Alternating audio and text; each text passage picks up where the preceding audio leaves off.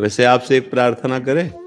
जैसे आप अपने इस वस्त्र को जो पहने हैं, इसमें राधे राधे लिखा है।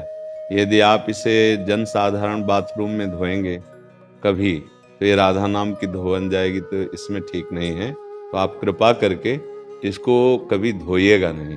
आप वैसे तो हम ये प्रार्थना करते हैं कि ऐसे लिखे हुए वस्त्र मत पहनिएगा, क्योंकि कभी आपने अगर ऐसा किया कि धोया, तो जहाँ हम लघु शंका करते हैं वही राधा नाम का, तो राधा नाम सिंहासन में भी विराजमान है, हमारा हृदय हमारा प्राण है, तो नाम का धुवन बाथरूम में जाएगा ना, तो इसलिए जी, बैठते समय भी पीछे आएगा। हाँ। अब जैसे आप हाँ ऐसे बैठे तो राधा नाम के ऊपर बैठ जाएंगे, पीछे का हिस्सा है ना।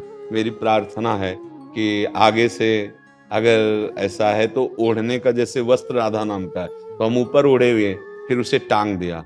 अगर कभी धोना पड़े ना, तो हम तो कहेंगे ये सलाह कि यमुना जी में वृंदावन में धोए, नहीं तो राधा नाम है, अगर जन साधारण के पैर के नीचे भी पड़ा तो ठीक है। एक बार क्या हुआ, राधा बाबा को जानते हो, गीता वाटिका में नाम सुना होगा, तो वहाँ घनश्याम दास ठाकुर जी वृंदावन के थे, तो वहाँ ऐसे ऐसे रज में लिख दिया, ऐसे राधा।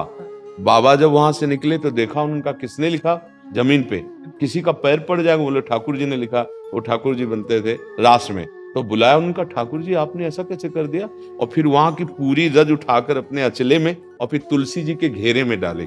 तो महापुरुष जन राधा नाम की महिमा जानते, तो इसलिए हमें देख के लगा कि आप कृपा करके यहाँ आए हो, तो आप ये सीख ले लो कि आप सादे वस्त्र धारण कीजिए। हाँ, ऐसा महाराज जी, मतलब किसी भी नाम पे, जैसे हाँ, कोई कोई राम भी नाम राम लिखा है। नाम या कृष्ण नाम, हरि नाम, जो भी है ना, अगर हम दुपट्टे में है तो चलेगा। दुपट्टा ओढ़ लिया ना, फिर उसे सम्मान से टांग दिया, लेकिन हम उसे बाथरूम में नहीं धोएंगे, क्योंकि नाम विराजमान है। हम जितना नाम का आदर करेंगे उतना ही नाम हम पर कृपा। महाराज जी, एक और इसमें आजकल ठाकुर जी राधा कृष्ण की छवियों वाली टी शर्ट्स आदि भी डालते हैं लोग, उसको भी सेम विधान है? वैसे हम भावते ही करेंगे कि जैसे हम छवि को भी तो सिंहासन में विराजमान करते हैं। अब मान लो राधा कृष्ण जी की छवि बनी है और हम उसे ऐसे धोएं, तो नाम और रूप तो बात एक ही हो गई ना।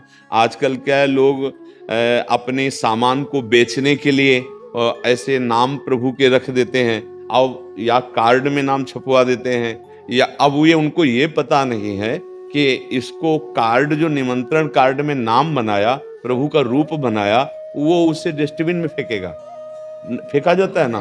अब वही नाम हम जपते हैं, वही रूप प्रभु का, हमें लाभ कैसे मिलेगा, क्या अपराध नहीं बनता। अब ये लोग नहीं जानते हैं, तो आप कृपा करके आए हो, तो इसलिए आपसे कह महाराज रहे जी, हैं। एक और, अभी हमने यहाँ से कोई हमें एक टी शर्ट दिखा रहा था जिसमें गुरुजनों की आपकी छवि इधर डाली हुई और सभी डाल के घूम रहे हैं। महाराज जी, वो भी ठीक नहीं है। हाँ, अब जो हम अपने गुरु जी की छवि सिंहासन में विराजमान किए हैं, वही छवि तो हम बनवाएंगे ना। अगर वो छवि का हम उतना आदर अगर पीठ में है तो कैसे, अगर हम वस्त्र में छाती में भी रखे हैं, तो देखो सब चीज दिखाई थोड़ी जाती है। ये हमारे गुरु जी हैं, ये राधा नाम है, ये हम अलग से अपने और चुपचाप छुपा के ऐसे, ये प्रदर्शन की थोड़ी वस्तु है। तो हम अगर गुरुजनों की छवि पहने तो ये है। अब हम इसे धोएंगे थोड़ी, ये आजीवन हमारी छाती से लगी। अब कपड़े पे तो मतलब उपहास समझो ना, जैसे पोस्टर में छपा दिया, नाली में फटा गुरुदेव का पोस्टर पड़ा है, उसी गुरुदेव को हम सिंहासन पे विराजमान किए हैं, और उन्हीं का तो हमें लगता है कि यही हमारी भक्ति नहीं होने देते। जो ये गलतियां है ना, ये हमारे अंदर भक्ति का रंग नहीं आने देते। तो ये सब आपकी आपकी जैसे भावना देखी ना, तो इसलिए हमें मन आया कि चूड़ी को भी राधे राधे लिखते, वो भी पहने हैं या नहीं? अब अगर आप सोच गए हैं तो फिर अब देखो, अब जैसे मेहंदी लगवाई और उसमें आपने राधा नाम या श्याम सुंदर बनवा लिए, या ऐसे नहीं करना चाहिए।